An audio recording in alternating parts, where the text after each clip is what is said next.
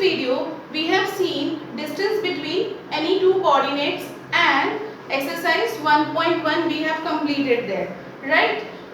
There you have even seen the points if they are collinear or not, right? So here in this video, before starting with exercise 1.2, we'll see some of the elements that you have learned previously in previous standard, and what are they? Let's see.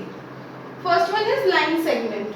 Now line segment is the distance between point A and B and all the points lying between A and B. So we can even write line segment AB as AB, seg AB, or we can even write as BA, seg BA. It is one and the same thing. Now ray AB.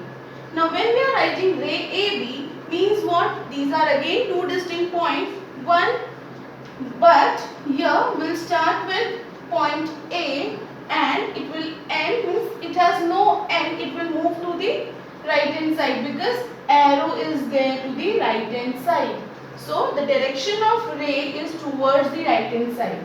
So in a ray we have one point from where it starts, that is the end point, and arrow to the other side. Now see here MN, this is also one ray which is moving towards the left hand side where N will be the end point, okay, and it moves towards the left hand side. Now line AB, this is line AB. Earlier also I had explained what is a line. It is comprised of n number of points in a straight path. So it extends on both the sides. It is called line AB. Now when we are talking about congruent segments means what? If two line segments are given and the measure of both the line segment is equal. Say for example, if AB is 4 cm and CD is also 4 cm, then what I am going to write? I will write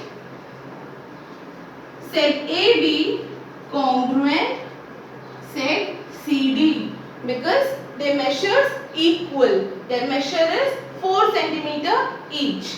Okay. Now see here in fifth point we'll see properties of congruent segment. In previous point we have seen, in fourth point what we have learned, what are the congruent segments, right? But here property of congruent segments. So we have three properties: reflexivity, symmetry and transitivity. Reflexivity means what?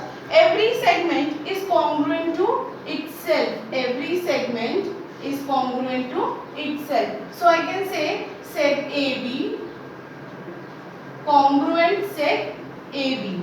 One more thing I will explain you here, that reflexivity means what? When you stand in front of mirror, your image is equal to you. So you are equal to your image, right? The same way every segment is congruent to itself, right? Now symmetry. Symmetry means what? If two line segments are given, AB and MN, then seg AB can be congruent to seg MN. That is called symmetry because they are same, they are equal. Then transitivity. Transitivity means what? If first AB is congruent to MN and MN is congruent to PQ, then if AB means first segment is congruent to second segment and second is congruent to third, it means what? First is congruent with the third one. So it is transitivity, like seg AB congruent seg MN congruent seg PQ, therefore seg AB congruent seg PQ. Then comes midpoint of a segment. Before this I will tell you that every line segment has one and only one midpoint. Now for example, if AB is a line segment and M is the midpoint, it means what? Point M divides AB in two equal parts. It means what? Seg AM is congruent to sec BM. Therefore, M is the midpoint. M is the midpoint of line segment AB, right? So, if point M is midpoint of AB, then AM is equal to BM, or you can say AM is equal to BM is half of AB, and every line segment has one and only one midpoint. Now see children, if I write here comparison of segments and two segments are given AB and CD, right? So here if I compare AB and CD, what can we say? Here by the picture only you can come to know that AB is a smaller length and CD is a bigger length, right? So we can write here that AB or length AB is smaller than length CD, or you can write that CD is greater than AB. Either way it is correct. That is called comparison of segments. We are comparing two segments AB and CD. Okay, it is called AB is smaller than or less than length CD or segment CD. Either you can write CD is greater than AB. Then comes perpendicularity of segment or rays. Perpendicularity means what? When we are forming 90 degree on any segment. So here what we can say, AB is perpendicular to CD. AB is perpendicular to line segment AB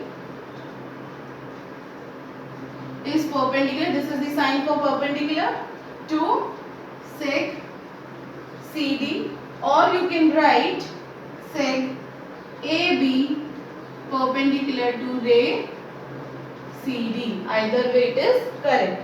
Now distance of a point from a line. For example, if AB is a line,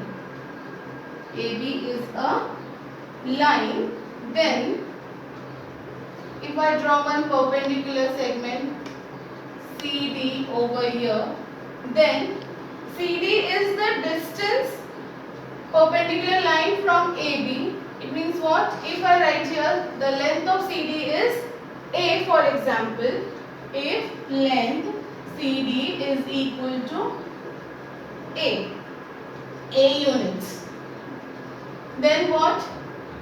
A is the distance of CD from line AB. That is the distance of line from AB. And C is at a distance of A units. C is at a distance of A units from line segment AB. C is at a distance of A units from line AB. And point D is at the foot of CD. Okay? This way we can measure distance of a point from a line. Okay? Then based on these things and midpoint of a line, we'll see exercise 1.2 in next lecture. Thank you.